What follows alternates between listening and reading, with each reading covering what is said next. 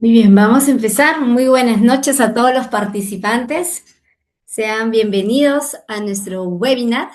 Tengan el cordial saludo del doctor Alberto Bejarano, rector de la Universidad Norbert Wiener, y de nuestra directora de posgrados segundas especialidades, la doctora Samantha López.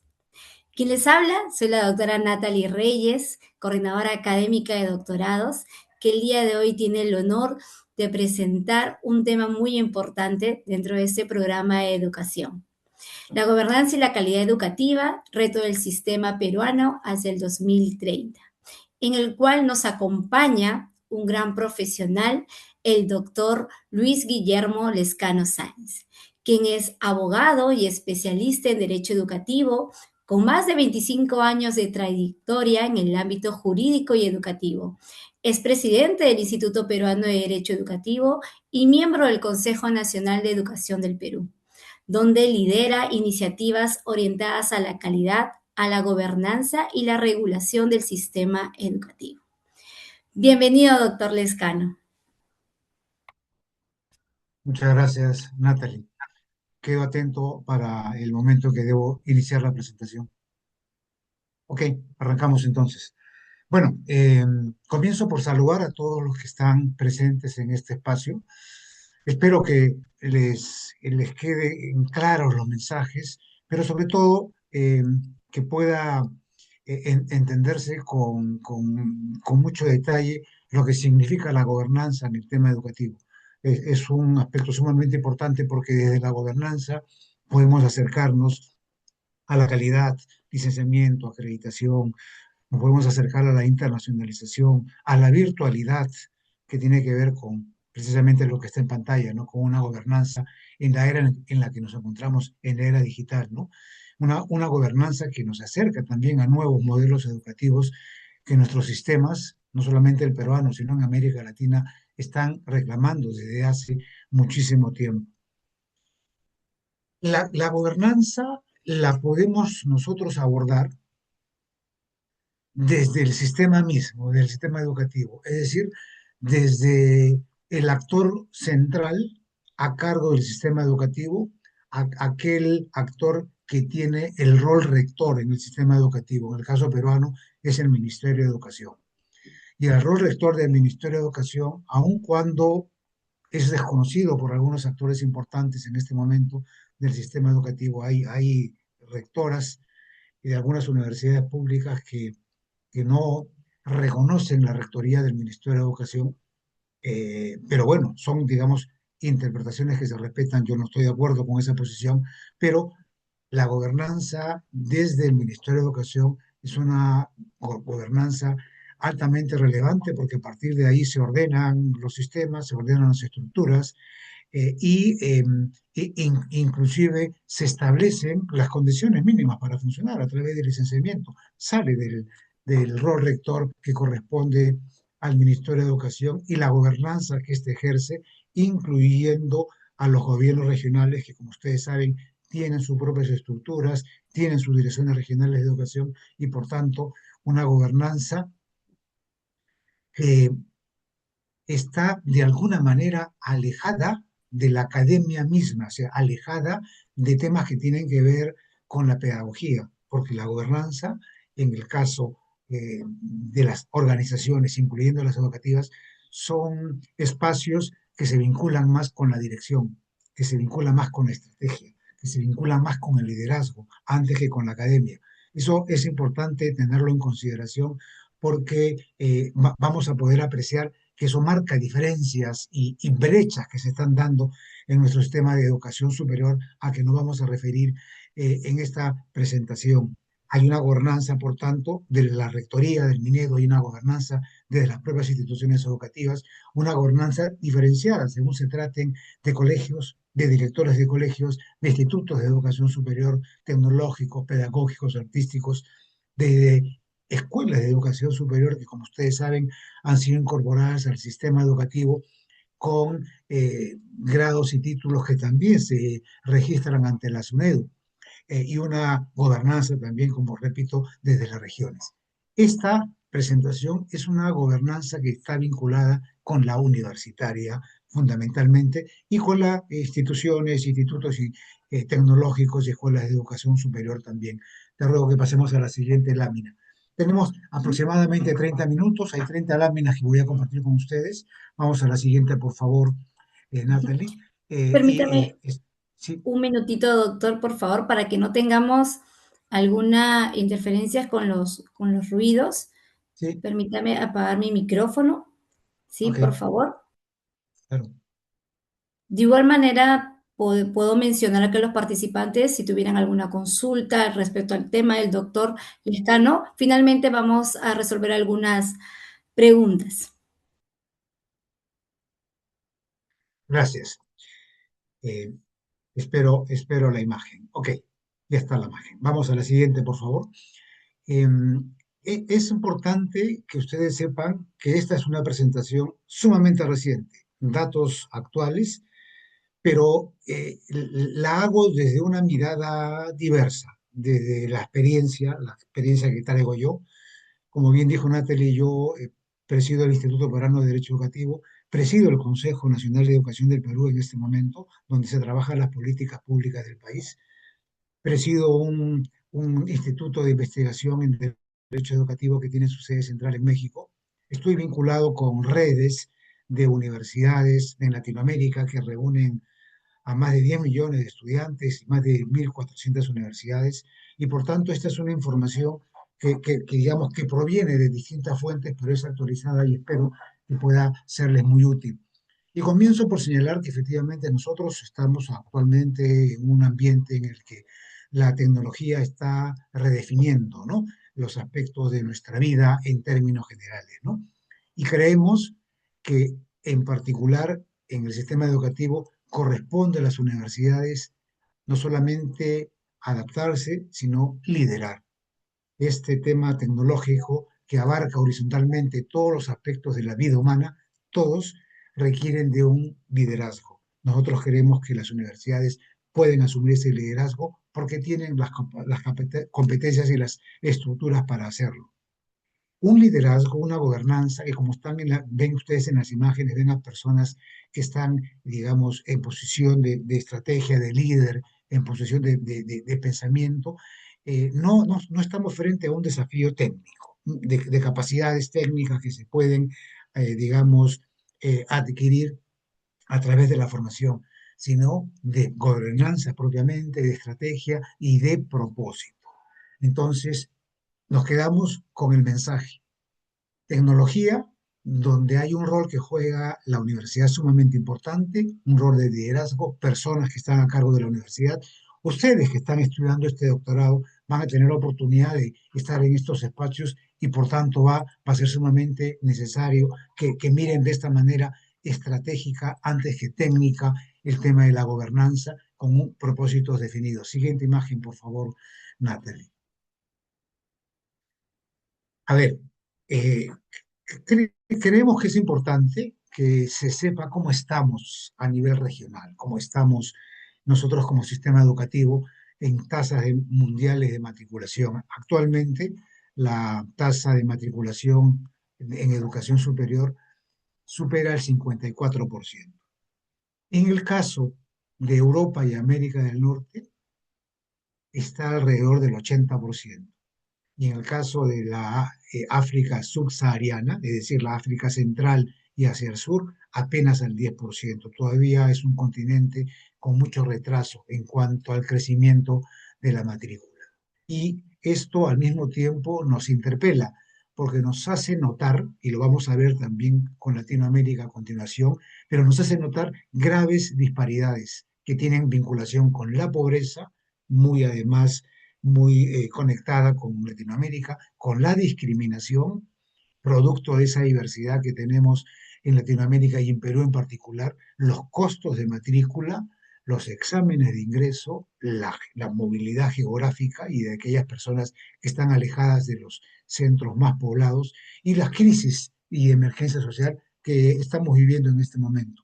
En la siguiente lámina, Natalie, vamos a poder apreciar data de América Latina. En el caso de América Latina, ese porcentaje asciende al 30%, hay profundas desigualdades sociales y económicas.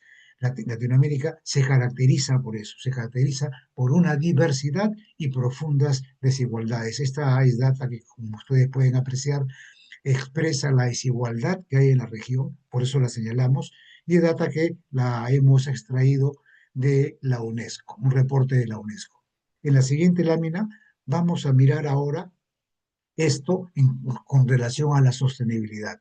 Hay data importante de que de cada 100 personas entre 15 y 64 años, hay 54 de estas personas que son dependientes de otras. O sea, más de la mitad de este grupo de 100 personas en esta edad, más de la mitad, 54, dependen de otras personas económicamente. Por tanto, eso es un factor que se considera para el desarrollo no solamente educativo, sino económico. Y CEPAL nos ha dicho el 2022 que la tasa de pobreza en nuestra región prácticamente llega a la tercera parte, 32,1%. Es una tasa muy importante y es uno de los motivos de la desigualdad a la que nos hemos referido en la lámina anterior. Pasamos a la siguiente lámina, ya para ver específicamente la matrícula universitaria. A ver, acá hay varios temas que quiero compartir con ustedes rápidamente. Hay una figura sobre la izquierda, fíjense, desde el año 1996, me parece que dice, hasta el año 2024, hay una línea ascendente. En el año 2026 teníamos alrededor de 5 millones en toda América Latina, 5 millones de estudiantes. Hemos crecido 7 veces en los últimos 30 años. Ayer San Marcos ha cumplido 475 años como aniversario de fundación. Como ustedes saben, es la Universidad Decana de América. Casi medio siglo, casi 500 años. Y lo digo para medir, para comparar, pero solo en los últimos 30 años los estudiantes en las universidades han crecido 7 veces. Ahora superan los 35 millones de estudiantes solamente en América Latina, ¿no? Estos son datos importantes. Sin embargo, la brecha de acceso sigue todavía siendo una deuda, básicamente de acuerdo al nivel socioeconómico, ¿no? De estos 35 millones de estudiantes a la fecha, el 54% asiste a universidades del sector privado. Pero ¿cómo ocurrió esto? ¿Por qué explicación tiene que en América Latina haya ocurrido esto? Lo que no ocurre en otros países, salvo el sudeste asiático, que tiene una tasa del 45% de estudiantes en educación privada. América del Norte, Europa, Australia, están por debajo del 40%, 30%. Sin embargo, en Latinoamérica y especialmente Brasil, Perú, México, tienen esa característica de una educación universitaria básicamente sostenida por instituciones privadas como la Norbert Wiener. Y fíjense, ¿por qué el cuadro del año 1996 y comienza el tema exponencial? Porque ese año el Banco Mundial emitió un informe denominado Lecciones derivadas de la experiencia, un trabajo que hicieron en toda América Latina y encontraron que en toda América Latina había una pobreza de acceso importante. La tasa de matrícula en la educación superior universitaria apenas llegaba al 18%, ni siquiera 2 de cada 10 estaban en la educación superior en el año 96. Y pidió a los estados de América Latina, al Banco Mundial, ese mismo Banco Mundial donde ahora trabaja el ex ministro de Educación Jaime Saavedra, recomendó que la enseñanza, el acceso a la enseñanza en las universidades se hiciera bajo cualquier modalidad jurídica permitida por la legislación de los respectivos países. Perú tiene una legislación en la que las organizaciones pueden construirse, estructurarse bajo modelos asociativos, como las universidades del consorcio, por ejemplo, la Católica, la de Lima, la Cayetano, tienen modelos asociativos, universidades públicas que son muy antiguas, las emblemáticas que tenemos, y otras que ahora llegan a un número de 48, sin contar las que están irresponsablemente creando la Comisión de Educación del Congreso en este momento. Y entonces Eso ha hecho que, hizo que el Banco Mundial recomendara porque encontró un sistema universitario elitista. Elitista por razones de ingreso, muy pocos accedían a la universidad pública, muy pocos, y por razones económicas también elitista porque las universidades cuestan y las del consorcio tienen pensiones importantes. Hoy mismo se está cuestionando temas de pensiones a la Universidad Católica y hay todo un tema alrededor de eso.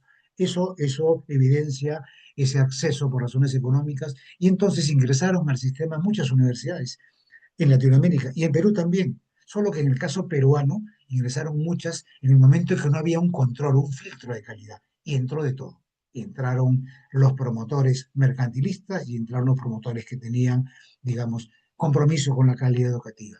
Por eso es que el licenciamiento, que comienza el año 2014 con la ley universitaria, propuso que todas las universidades pasaran por condiciones básicas de calidad, nuevas autorizaciones, y salieron casi 50 universidades en el Perú. Nunca esto había ocurrido en el sistema latinoamericano, salieron casi 50 universidades, y en buena hora que así haya sido, porque saneó el sistema. Digamos, me quedo con la idea de que esta tasa de matrícula importante se sostiene ahora en Latinoamérica con más del 54%, y en el caso peruano está alrededor del 75%. Dos, tres universidades privadas, dos, tres privadas en este momento, todas societarias, tienen más de la matrícula de las 48 universidades públicas en el caso peruano. Ahí ustedes se dan cuenta del rol que tienen las universidades privadas y lo bueno que significó ese licenciamiento para retirar a aquellas que no tenían compromiso de calidad y que todo lo veían ánimo mercantilista sin compromiso educativo. Siguiente lámina, por favor, Natalie.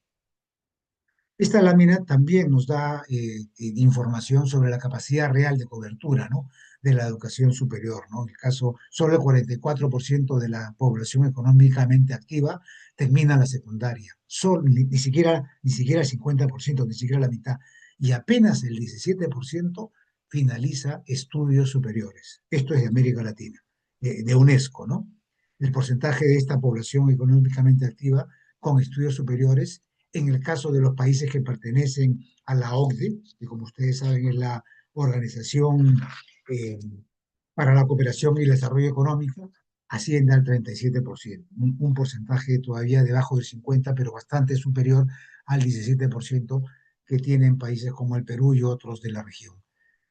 Data que revela un poco y que, digamos, muestra cuál es la situación, cuál es la vinculación que hay entre desarrollo económico y educación, la estructura de algunos países, específicamente de América Latina, digamos, donde se encuentra el sistema educativo nuestro. Siguiente lámina, por favor, Natalie.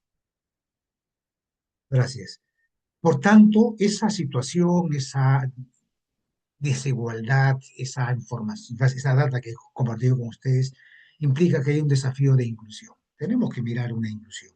De hecho, en el Consejo Nacional de Educación tenemos la Política Nacional Educativa que tiene 4 propósitos. Permítame que vincule este tema con la Política Nacional Educativa del Perú. Está contenida en el Proyecto Educativo Nacional al 2036. Lo hemos preparado en el Consejo Nacional de Educación, pero se ha preparado con todas las regiones a lo largo de 3 años y por tanto es una política nacional educativa que casi por unanimidad es muy bien aceptada y es la que nosotros en el Consejo actual la hemos protegido, la hemos defendido y sobre la cual hemos construido el plan de desarrollo de la educación peruana ya con rutas estratégicas concretas para abordar esos diagnósticos que están en la Política Nacional de Educación del Perú.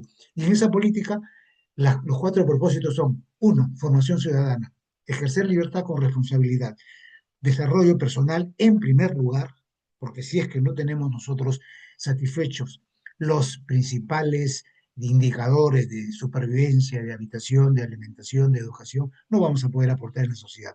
Por eso es que se habla de la educación, por eso que la Constitución habla del ser humano como fin supremo en la sociedad, formación, por tanto, integral, ejercer libertad con responsabilidad. El segundo propósito es inclusión y diversidad y equidad. Aquí está el tema, se menciona, está vinculado con el proyecto educativo nacional.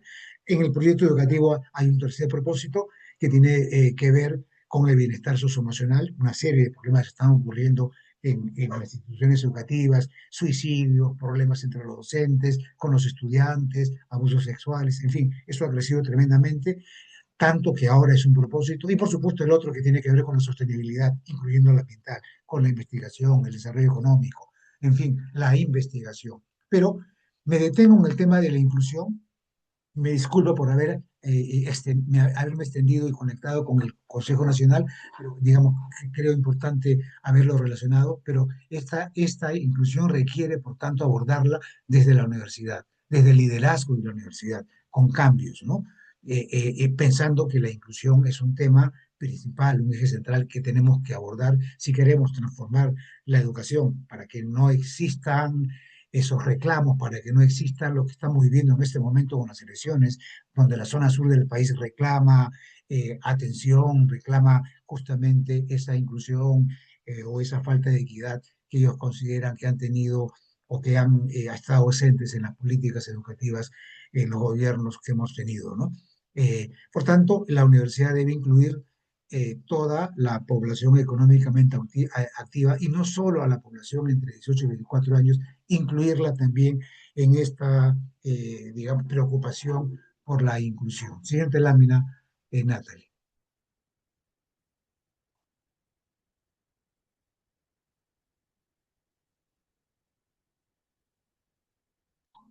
No, no la veo todavía en pantalla.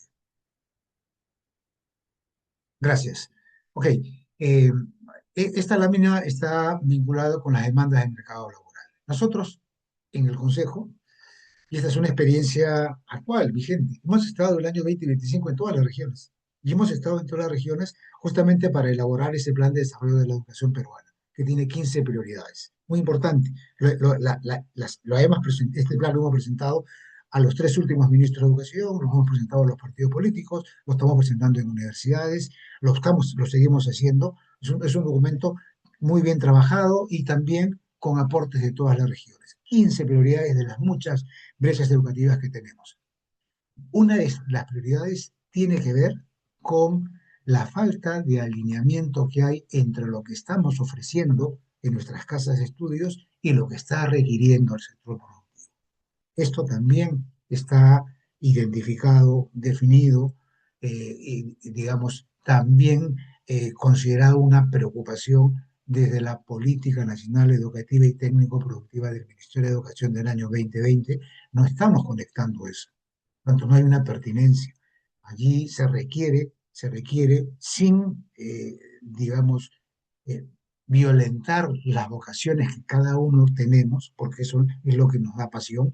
Si nosotros trabajamos en lo que nos gusta, vamos a hacerlo con pasión, porque estamos haciendo algo que nos interesa y los temas económicos luego caen, digamos, por gravedad, si uno hace lo que le gusta. Pero claro, eso también hay que verlo en función de los intereses del país, de lo que está reclamando los sectores productivos, y los sectores productivos reclaman según el contexto. Una cosa es lo que reclama Cajamarca o lo que reclama Loreto, otra cosa es lo que reclama Puno con su minería, con su ganadería, con sus truchas, en fin, con su turismo, son cosas distintas.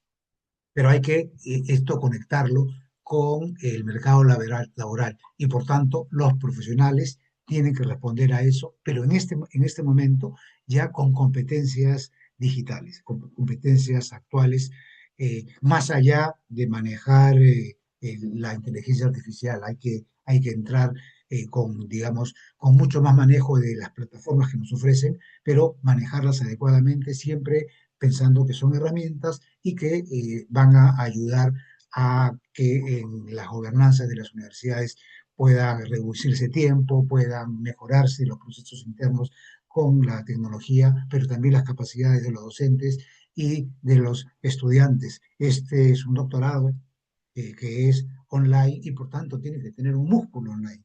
Y ese músculo online tiene que reflejarse en los docentes y tiene, por supuesto, también que ser entendido por los estudiantes con plataformas fuertes, rigurosas, que puedan sostener estas habilidades que se van a enseñar a través de las tecnologías 4.0. Siguiente lámina, por favor.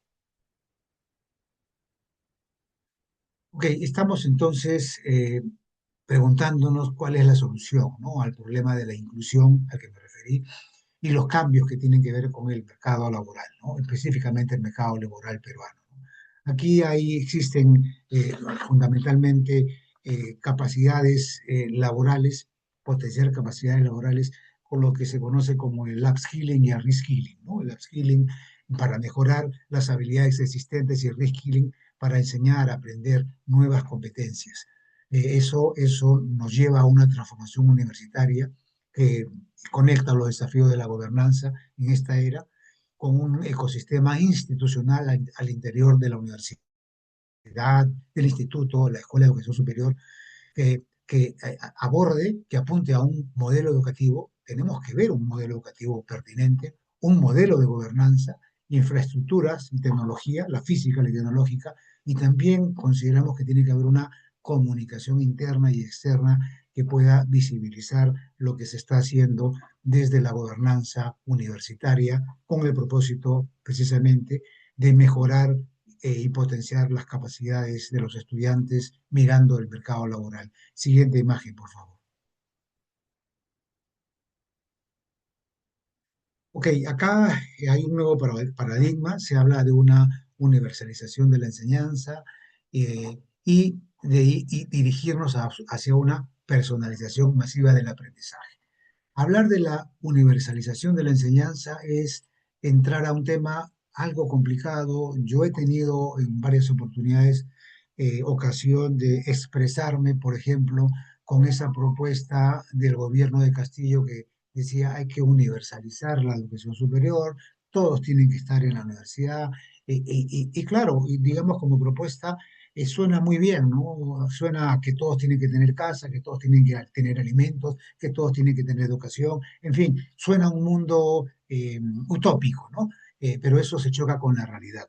Por tanto, el desarrollo económico acaba siendo un factor clave para mejorar la educación entre otros aspectos de la vida, pero en este modelo educativo, en realidad hay que ir hacia una personalización masiva del aprendizaje. Las personas somos distintas. Las personas no pueden tener, no puede haber un modelo único, no puede haber un solo uniforme educativo para todas las regiones. Las regiones son distintas, las regiones requieren distintos uniformes, distintos overoles.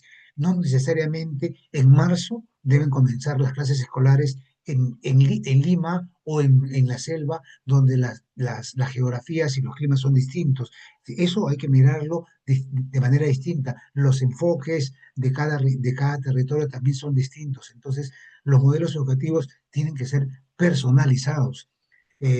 Por tanto, en el caso, digamos, del modelo clásico que estaba centrado en la enseñanza, con espacios estáticos que ustedes ya conocen, donde un profesor transmite conocimiento y hay fragmentación por disciplinas hacia un modelo en donde se centre el aprendizaje. Vamos a ver que tiene que ser un aprendizaje activo, fundamentalmente, con espacios necesarios, presenciales, semipresenciales o híbridos o online, de acuerdo al programa que se trate, y en donde el profesor facilita. Es, es un miembro horizontal más del espacio de aprendizaje, ¿no? Pero que ayuda a fomentar pensamiento crítico, ayuda a hacer preguntas, a cuestionar y diseña experiencias de aprendizaje que van más allá que la mera transmisión de conocimiento, ¿no? Se trata, pues, por tanto, de un modelo basado en competencias. Siguiente lámina, por favor. Es lo que acabamos de decir, ¿no? Nosotros no necesitamos trayectorias formativas de talla única, las necesitamos flexibles y adaptativas. La talla única ya pasó, eso obedece al siglo XX, los modelos del siglo XX obedecen en el caso de la educación universitaria latinoamericana y peruana, obedecen a la reforma de Córdoba del año 1918. Esa reforma que trajo la autonomía universitaria mirada de manera autárquica, donde la universidad existía como una isla sin estar integrada a los sistemas, se creía que la universidad era autónoma en todo sentido y en realidad nunca lo ha sido, porque la autonomía se expresa en sus dimensiones regulatorias, o sea, normativas, académicas, administrativas, económicas, y las universidades públicas nunca han tenido autonomía presupuestal, hasta ahora reclaman presupuestos, y en la autonomía académica inclusive, que es el corazón de las universidades. La Constitución establece que al Estado le corresponde, en el caso peruano, establecer los lineamientos académicos generales, las condiciones básicas de calidad. Eso dice la Constitución. Entonces, hay un espacio en donde en la rectoría del Ministerio de Educación del Estado ingresa, pero hay un campo muy, pero muy extenso donde la autonomía universitaria se expresa, donde programas como este que diseña la Universidad Líder es producto de la autonomía académica, es producto de las necesidades y de la importancia de tener espacios en doctorados donde se sellen este tipo de espacios y por lo cual no se requiere ninguna autorización especial del Estado, más allá de comunicar, en fin, que hay un programa que se está diseñando para que el sector educativo conozca que hay estos modelos que se están incorporando en las casas de estudio. Siguiente lámina, por favor, Natalia. Voy a correr un poco para tener espacios para poder conversar. El modelo educativo, por tanto, tiene que reconocer aprendizajes previos. Esto nunca ha ocurrido, ¿no? Hay que favorecer el acceso en cualquier momento de la vida. Nosotros ya no podemos pensar en una educación inicial, primaria, secundaria, universitaria, posgrado, ya no. Nosotros, esa es una estructura en la que la universidad tiene que mirar de otra manera, específicamente la educación superior, donde entran ya temas que tienen que ver con microcredenciales. La tecnología hacen que cambien tanto las demandas laborales y las demandas técnicas que ya no digamos, se requieren ni digamos, importan espacios largos, más allá del pregrado o de un posgrado en particular. Lo que vienen ya son espacios más cortos, actualizados en conocimientos, en tecnología, en información, que va adaptándose a los cambios rápidos de la tecnología, que cada vez se nota mucho más dinámica. Por tanto, la universidad tiene que ser permeable para articular también la educación formal o la informal. Tiene que haber una rigurosidad de la expansión. Y aquí hay una brecha importante que se da justamente por esa flexibilidad y permeabilidad que la tienen las privadas. Y ojo, tampoco tanto, ¿ah? Pero hay una flexibilidad. En las públicas esto es un tremendo problema. Hay un tema burocrático y de problemas en donde los profesores no consiguen tener capacidades digitales, en donde cambiar un programa es todo un inconveniente, en donde la gobernanza es una gobernanza que está compartida con docentes, está compartida con estudiantes que no necesariamente coinciden, más la rectoría y los consejos universitarios, es todo un problema. Yo he conversado con los últimos rectores de la Universidad de San Marcos, incluyendo la rectora actual, y para ellos es un problema la gobernanza de las públicas. Esa es para mí la mayor explicación de por qué hay una diferencia y por qué esas tasas y por qué mencionaba yo que las 48 públicas, toda la matrícula es superada por dos o tres privadas por este tema de gobernanza que necesitamos cambiar. Yo particularmente tengo una especial preocupación por las universidades públicas. Yo soy chamarquino y me doy cuenta de este problema que incluye inclusive a los rectores, porque los rectores son rectores académicos. Y cuando eres rector, lo menos que haces es academia, diriges, lideras, creas estrategias, no enseñas. Y ese tipo de dirección no hay en las universidades públicas. Es todo un inconveniente. Las privadas tienen una columna gerencial, tienen una columna académica y por tanto funciona. En tanto las columnas, estas columnas y la importancia de la academia funcionen con toda normalidad, pensando en que hay una universidad que debe investigar, una universidad que debe estar adaptándose digamos, asumiendo nuevos modelos y estrategias de manera constante. Siguiente lámina, Natalie. A esto me refería yo. Este modelo burocrático del alemán Weber, Max Weber, es un modelo que estaba basado en la autoridad, en la jerarquía, un modelo basado en procesos. Tanto, por eso es que el sector público es tan formalista, con tantas trabas burocráticas, lo que incluye a las instituciones públicas. Ellos reclaman autonomía, mucha autonomía, los directores, los rectores reclaman autonomía, pero ese es el modelo burocrático, pues, digamos, del pensamiento de Weber del siglo pasado, que digamos, interpela para pasar a un nuevo paradigma, a un modelo distinto, a un modelo centrado en objetivos, en proyectos, en estrategias, en algoritmos, en escalabilidad. Adelante con la siguiente lámina, Nathan, por favor. La infraestructura y tecnología son especialmente importantes, o catalizan, o constituyen barreras. O catalizan ayudando la tecnología, de acuerdo a cómo se utilice, o acaban siendo barreras. Para las universidades públicas es una barrera en este momento. No están consiguiendo mirar una infraestructura tecnológica, ¿no? Incluyendo la física. Yo les cuento, por ejemplo, que las universidades públicas cuando se han licenciado con observaciones, o sea, han obtenido licenciamiento con observaciones pendientes. Muchas de ellas tenían que ver con una infraestructura que requiere recursos. Como no hay recursos, por eso les decía hace un momento, ¿no? Si las emblemáticas que tenemos no tienen recursos, ¿cómo estamos creando nuevas universidades públicas? Es como querer tener dos hijos más cuando los cuatro que tenemos ni siquiera les podemos dar alimentación, educación adecuada, ¿no? Entonces, la verdad que es irresponsable.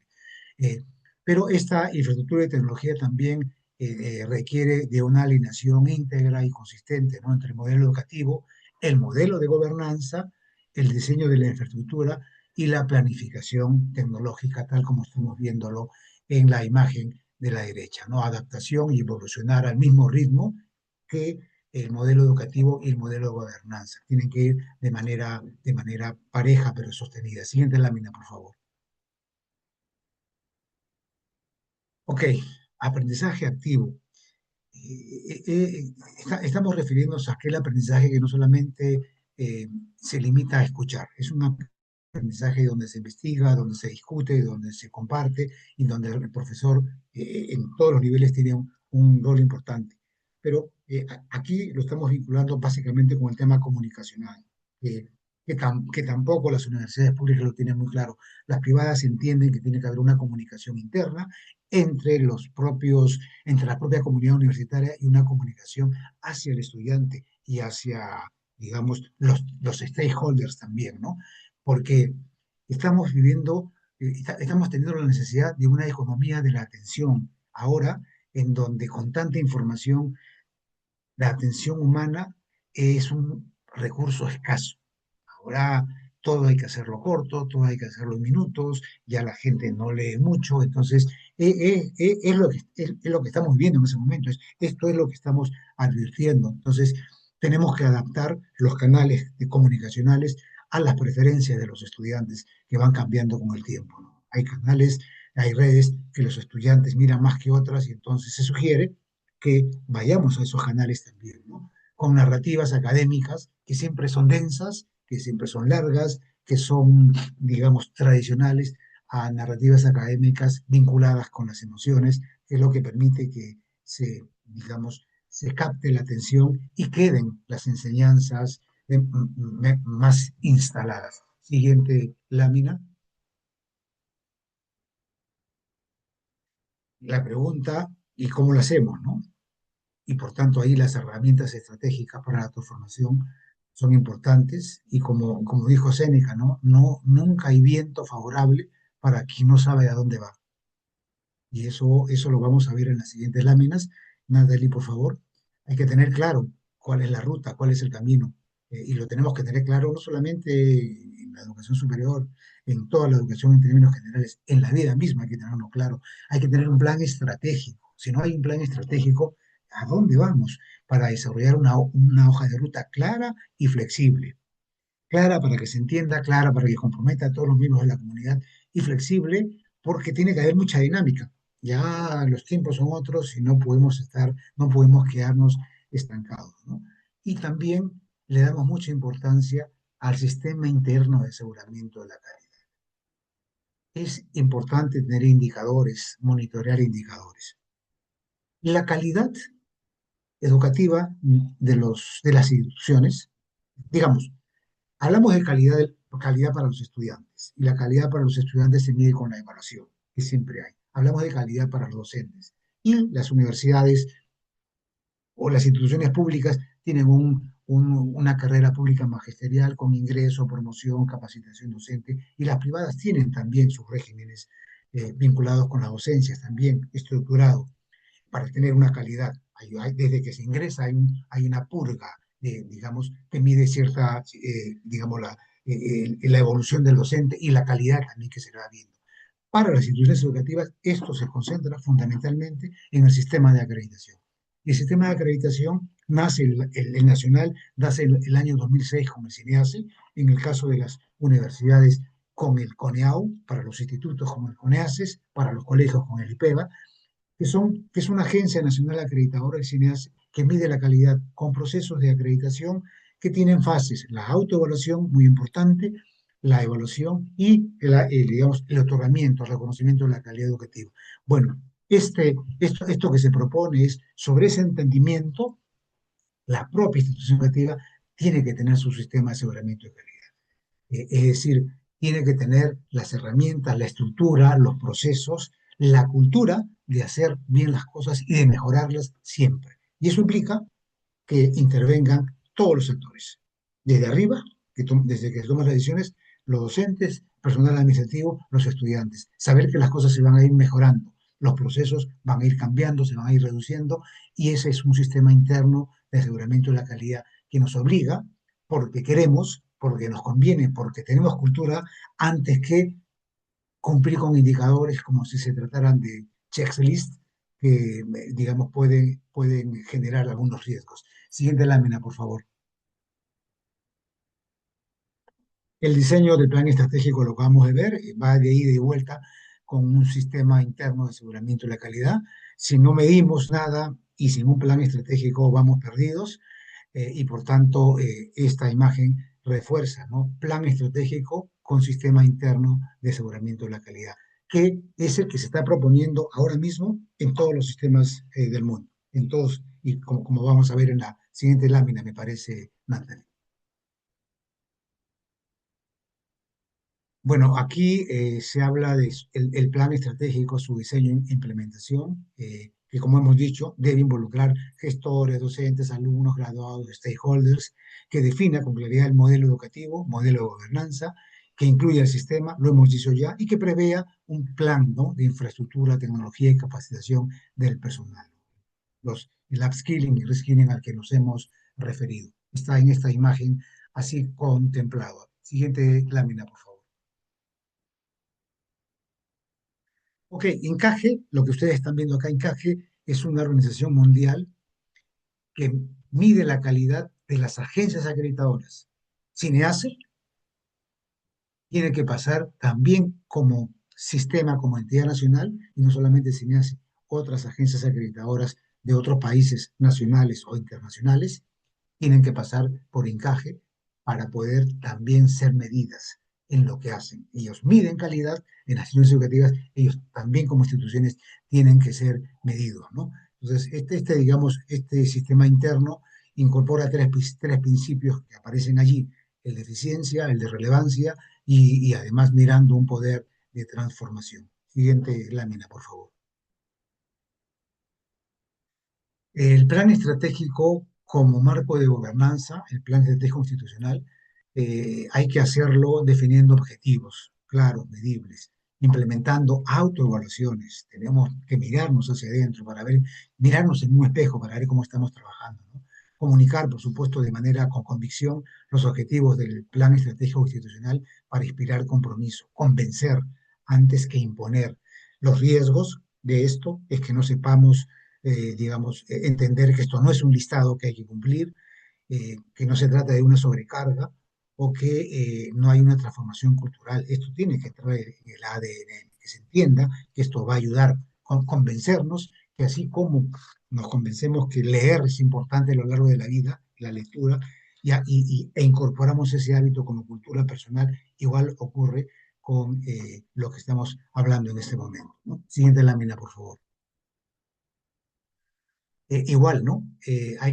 La calidad como sistema situado, establecido y con sentido institucional, implica diseñar ese sistema interno alineado al plan estratégico y a la identidad de cada institución. Hay que vincular la calidad con esos principios de eficiencia, pertinencia y de formación, y promover una cultura de calidad. Promover una cultura de calidad significa instalarla, significa incorporarla en las instituciones educativas, ¿no? Evitando los riesgos de importar modelos y aplicarlos como si fueran, digamos, experiencias de otros países y aplicarlos como si fuera a funcionar. No, siempre hay que trabajar lo propio. Sirve de ayuda, sirve como referencia, como la inteligencia artificial. Perdóneme, perdóname un segundo. Estoy en clase, un segundo. Disculpen. Entonces, decía yo, ¿no? Que no podemos importar modelos, hay que convertir el sistema interno de aseguramiento de calidad no en un aprendizaje meramente administrativo, no se trata de eso, ¿no? Porque si no, perdemos legitimidad interna. Básicamente, la idea es cultura que ingresa al ADN de la institución educativa. Siguiente imagen, por favor. Existen también respecto de la gobernanza, participación, en fin, hay que crear, se sugiere crear una unidad estratégica dentro de la institución educativa que se dedique al tema del aseguramiento interno de calidad. Personas que conozcan técnicas, que conozcan ese tema y que se encarguen de darle mantenimiento a este sistema interno, mirando la evaluación, ¿no? Periódica, como se señala acá, ¿no? Y monitoreando, por supuesto, objetivos que se tracen, ¿no? Evitando los riesgos de sistemas complejos, de estructuras desconectadas, porque estamos hablando de una universidad que tiene actores, estructuras y procesos que tienen que estar muy conectados y evitando una desmotivación docente que no entiende, que no comprende, que no se compromete y que no incorpora la cultura dentro de sí mismo en beneficio de él y de la organización. Siguiente lámina, por favor. Calidad dinámica, colaborativa y abierta de futuro. Hay que incorporar el learning y compartir buenas prácticas regionales, esto es importante. Validar trayectorias académicas más allá de los marcos nacionales. Estamos en un mundo globalizado, ya es muy fácil celebrar convenios, hay que mirar las buenas prácticas que se hacen en otros países. Yo les comento con mucho orgullo, les comento que hace apenas 3 semanas estuve en Santiago de Chile promoviendo desde la iniciativa peruana, promoviendo la creación de la red de Consejos Nacionales de Educación en Latinoamérica. La hemos constituido con Brasil, Chile y Perú, con ese propósito de, en el caso de Perú, del Consejo Nacional Peruano que presido, la elaboración, la construcción de las políticas educativas, compararlas con lo que hace Chile, con lo que hace Brasil, qué hacen ellos de bueno, que nosotros no hacemos y que podemos asimilar, y viceversa, ¿no? Entonces, esas trayectorias con marcos más allá de los nacionales acaba siendo muy importante, ¿no? Y evitando esos riesgos de modelos tradicionales y de subestimar esas alianzas a las que me he referido, ¿no? Siguiente lámina, por favor. Experiencia de los estudiantes, siempre, siempre, claro, el estudiante acaba siendo el eje central del sistema educativo, sus experiencias híbridas, presenciales o a distancia, físicas y virtuales, tienen que ser memorables, tienen que estar vinculadas, como lo que hemos dicho, con el tema emotivo. Hay que planificar con foco en las necesidades del estudiante que van cambiando todo el tiempo, integrando la inteligencia artificial en las decisiones cotidianas, pero con mucha ética, con mucha cautela. No es un fin la inteligencia, es un instrumento, sirve para, hay todo un mundo de inteligencia artificial, hay que saber manejarlo, hay que acercarse y saber manejarlo. eh, Evitando esos riesgos que aparecen en la parte derecha, ¿no? De deteriorar sostenibilidad financiera, rediseñar todo desde cero nuevamente, no conduce a nada, y perder calidad académica por exceso en el enfoque en los servicios. Siguiente lámina. Hay una indicación de fortalecer el compromiso recíproco entre profesores y la institución. Aquí el rol del docente acaba siendo importante. Hay que diseñar procesos rigurosos, ¿no? De captación y entrevistas. La calidad del docente ya la hemos mencionado. Crear marcos contractuales innovadores y flexibles, ahora con, digamos, la enseñanza online también. Potenciar incentivos también que permitan precisamente ese compromiso específico. Eh, Vamos con la siguiente lámina, por favor. Gracias. Eh, es clave, por tanto, en este proceso de transformación de las instituciones educativas superiores, un liderazgo que involucre el cambio en todas las capas de la universidad. Tienen que ser todas. las que aparecen allí y las hemos mencionado, ¿no? Y por supuesto, eso debe generar una acción colectiva, una gobernanza colaborativa. Por tanto, el liderazgo es importante. El liderazgo no necesariamente nace de la academia, no necesariamente nace de la academia, pero tiene que ver con competencias transversales, antes que con competencias técnicas, como vamos a ver en algún momento, ¿no? Porque son esas las competencias las que permiten la interrelación con las personas, las que permiten el trabajo en el equipo, las que permiten, digamos, situaciones, condiciones, actitudes que no necesariamente se encuentran en el mero, en la mera formación del estudiante. Siguiente lámina, por favor. Ok, hay una transformación universitaria que mira los desafíos de la gobernanza en esta era y creemos que el futuro de la educación exige flexibilidad, exige pertenencia, mirando diversidad, diseñando trayectorias inclusivas que impulsen transformaciones sostenibles y se anticipen a la demanda de la sociedad. Esta frase la dejo como reflexión y entiendo, Natalie, me parece que la siguiente lámina, con esta lámina hemos concluido. Sí, con esta lámina concluimos. Y bueno, quedo a disposición para que puedan hacerme la pregunta que ustedes consideren conveniente si es que la tienen. De lo contrario, quedo agradecido por la atención brindada. Gracias, Natalie, por el apoyo. Muchas gracias, doctor Lescano, por excelente ponencia el día de hoy. En realidad nos ha demostrado con esa ponencia que las universidades se deben adaptar a estos cambios de la era digital, ¿no? Donde vamos a incorporar la tecnología, la inteligencia artificial y los nuevos modelos educativos que sean más flexibles e inclusivos, ¿no? De ello, pues, ¿no? Destaca esta importancia de la gobernanza, de una adecuada planificación estratégica para responder estas demandas educativas que nos exige la sociedad actual. Así que aquí recibimos, bueno, las felicitaciones de los participantes y de igual manera, si hubiera alguna pregunta directa para el doctor Lescano. Bien. Y bueno, aquí lo están aplaudiendo, excelente ponencia, doctor. Muchísimas gracias. Sabemos que esta es la primera y no va a ser la última de esa participación tan capacitada, tan educativa que usted tiene y con el profesionalismo que lo caracteriza. Gracias a ustedes, gracias a ustedes. La experiencia que van a tener en el doctorado va a ser sumamente relevante, va a ser clave, va a generar pasión. Buenas noches, Sí, gracias. y justamente ello ahora me permiten presentarles para hablarles un poquito más del doctorado de ese programa en educación, donde quisiera mencionarles que el programa de doctorado en educación está orientado a formar investigadores y líderes educativos con capacidad para generar conocimiento, desarrollar innovación y contribuir a la formación de los sistemas educativos.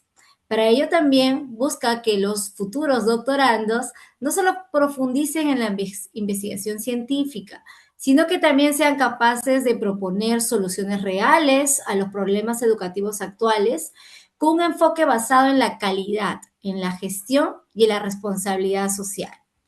Para ello, el programa se sostiene de tres ejes principales que consta nuestro programa. El primero es la investigación e innovación educativa, donde va a permitir desarrollar competencias para diseñar y ejecutar investigaciones científicas orientadas a mejorar la educación y generar nuevos aportes al conocimiento. El segundo eje es la gestión y calidad educativa, donde va a estar enfocado en fortalecer las capacidades para liderar procesos de gestión, evaluación y mejora continua dentro de las instituciones y sistemas educativos. Y finalmente, el tercer eje es el liderazgo y la transformación educacional, que va a promover la formación de los líderes capaces de impulsar cambios estratégicos, innovadores y sostenibles en el ámbito educativo. En este sentido, Este doctorado no solo va a formar profesionales con alto nivel académico, sino que también van a ser agentes de cambios comprometidos en la mejora de la educación y con el desarrollo de una sociedad más justa, inclusiva y preparada para los retos actuales. Nuestro programa inicia ya este año, en el mes de septiembre, el día 7 estamos iniciando. Tenemos una modalidad a distancia 100% virtual, el cual les va a permitir poder adaptarse en las actividades que ustedes tengan, personales, ¿no? Laborales, y que se pueda acomodar para que ustedes puedan seguir en sus niveles de grados académicos, que es el objetivo, el grado de doctor. Tiene una duración de 36 meses y el horario referencial que estamos teniendo en nuestras clases virtuales son los días sábados. Empezamos a las 8 de la mañana y estamos terminando aproximadamente al mediodía, ¿no? Entonces es un horario totalmente flexible para ustedes.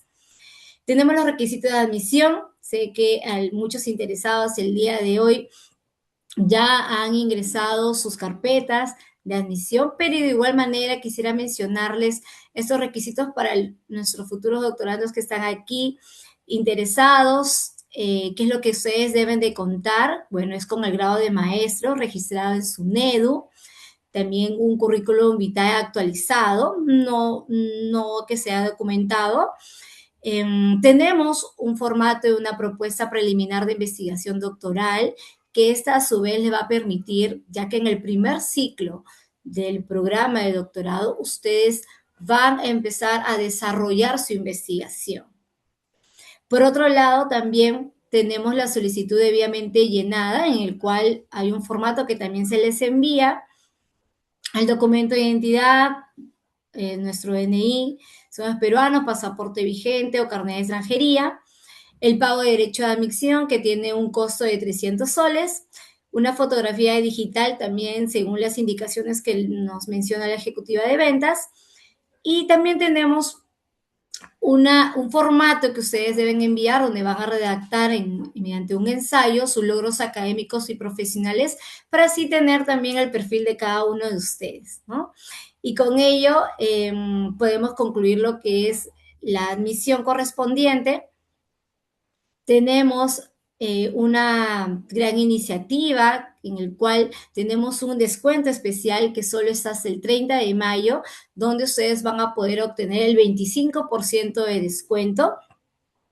Y también tenemos un descuento especial para nuestros colaboradores exclusivo de la Universidad Wiener y la Corporación también Carrión, donde contarían con el 45% de descuento.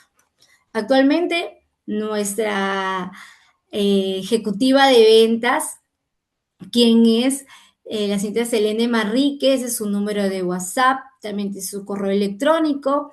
También en el mensaje les van a dejar un formulario para los que estén interesados para poder contactarlos y que ustedes puedan iniciar ya con su proceso de admisión.